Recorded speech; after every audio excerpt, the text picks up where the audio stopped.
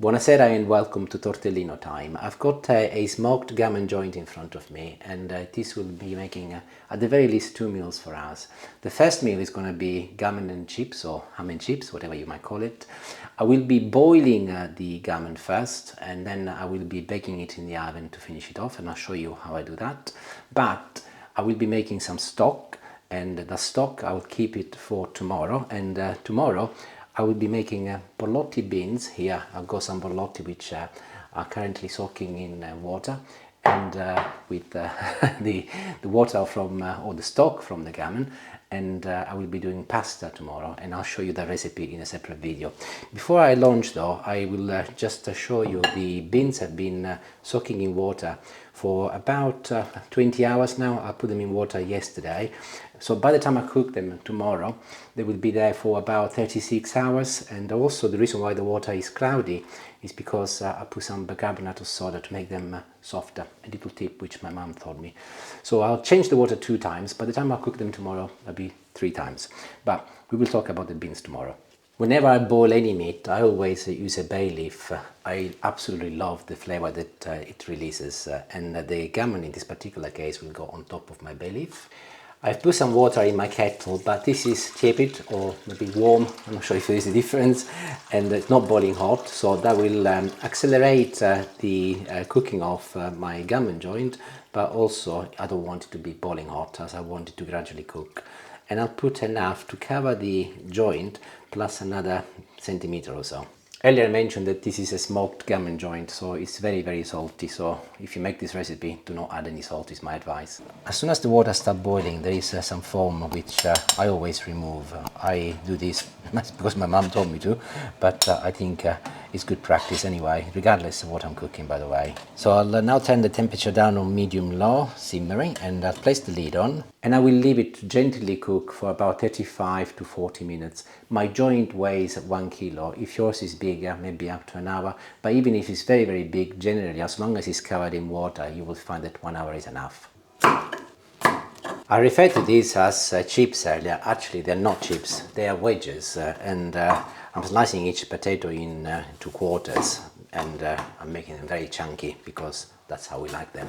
So skin included to ensure that we retain some fiber. I put them in a bowl. This is one of my standard recipes on how I make chunky chips or wedges. And as Julie often says, if it's not broken, don't fix it. That was rosemary, and this is paprika. I always I'm very generous with paprika, followed by a good dose of olive oil. I'm adding additional color with more vegetables. These are a couple of whole carrots. I've washed them, but again I've left the skin on, and I'll mix everything together. My tray is ready, which I have lined up with some baking paper, and I've moved everything in it.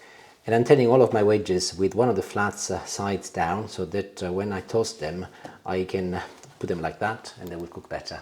And I'll put a little plastic cover on top so that they do not turn brown, and they are ready for the oven, but I'll wait until the gammon is ready so that I can cook everything together.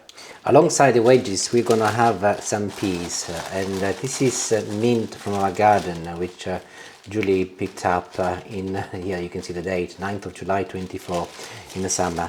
So I'm going to get a few leaves out, not a lot. It's still frozen, but it doesn't really matter. I'll just give it a quick chop with my knife, and I'll move it into a little bowl. Very small clove of garlic, and I will add it in. I'm making a little marinade, so this is olive oil, a little pinch of salt, a little pepper, and this is ready, and I'll put it on one side to marinate and do its own thing until I cook the peas. Time's up, and time to get the gammon oven ready. I'll just leave it to drain some of the water for a few seconds, and I can now move it on my board. And of course the gammon water, I'll leave it in the saucepan ready for tomorrow when I make the beans pasta.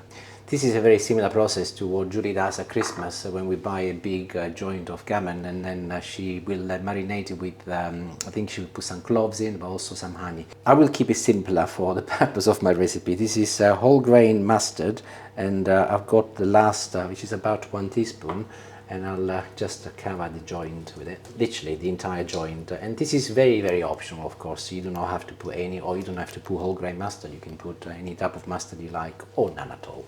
I've got a little baking tin here, which I have lined up with some aluminium foil. I'll place the joint on top of it, and hopefully it's going to be big enough. It should be, yeah, good.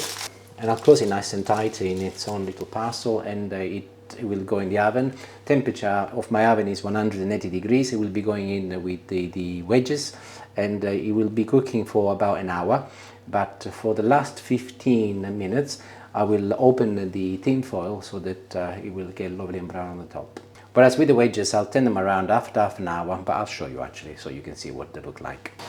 Potatoes are ready to be turned around, and I said I'll show them to you. You must be able to hear them singing. I'll just turn the carrots first, and as I mentioned before, I'll go along and turn them on their back. And these are ready to go in the oven for another 30 minutes. In 15 minutes time is when I can get the gammon out and unwrap the foil. And here is the gammon. Let's take a look.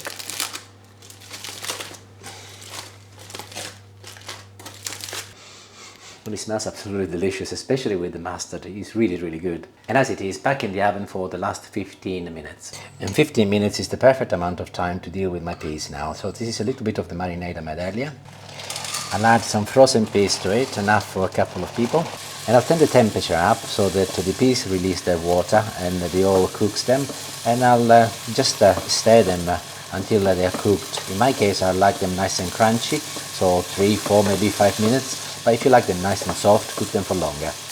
I'm happy with mine, so I will now move them into my bowl with the rest of the marinade, and I'll mix them all together while they're hot so that the lovely marinade infuses everything. And actually, rather than messing another plate, I'll put my little frying pan on top to keep them warm. And the gammon is ready, and I have turned the oven off as the wedges are also done. I need to do some slices, so I'll remove it from the tin and I'll start slicing it. This is obviously very, very hot, so it's not the best time to slice it, but we need to eat. However, if you leave it to cool down, eventually put it in the fridge, and it will be just like normal ham really, so much easier to slice as well. And here is my 4th slice, as it's Julie and I eating, and this will go in the fridge once it's cooled down, ready for tomorrow when I make the pasta. I will be frying some eggs in a moment to complement my ham, and this is something that I used to do when my children were little, to have some fun. So if you got children and you want some fun, you can try. But we'll limit my fun to a couple of slices, one for me, one for Julie. A little olive oil in a frying pan, and using a brush I'll cover the entire base, and I'll place my ham with the hole on one side. I'm pretty rubbish at not breaking eggs, so I always do this when I make something like this. And I'll do another couple without the ham. And here is my 4th and final egg, so 2 inside, 2 outside. Eggs are beginning to cook. I'll add a little pepper but no salt, as the gammon is really salty, so that's good. Potatoes are cooked as well, so I'll show them to you. Look how beautiful they are, and the carrots, look, they're great. I'll put a dish together and I'll show you. And here we go. One with the egg inside, one with the egg on top. I'm going to break my egg to give it a proper try.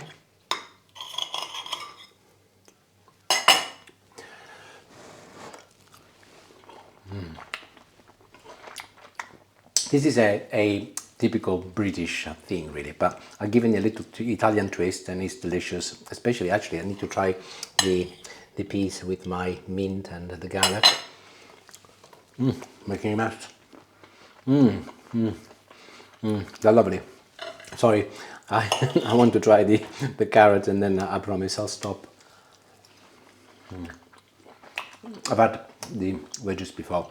The carrots actually has inherited a lot of the flavor from the rosemary, and it releases a lot of sweetness, which is delicious. You should try them if you have never done them like that, but make sure you leave them whole because they did cook for an hour. Anyway, that is the end of the video.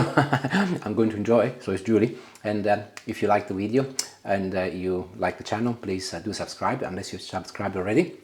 Sorry, I'm talking with my mouth full. And if you have subscribed, thank you very much. Arrivederci and buona cena, which is good eating. Bye.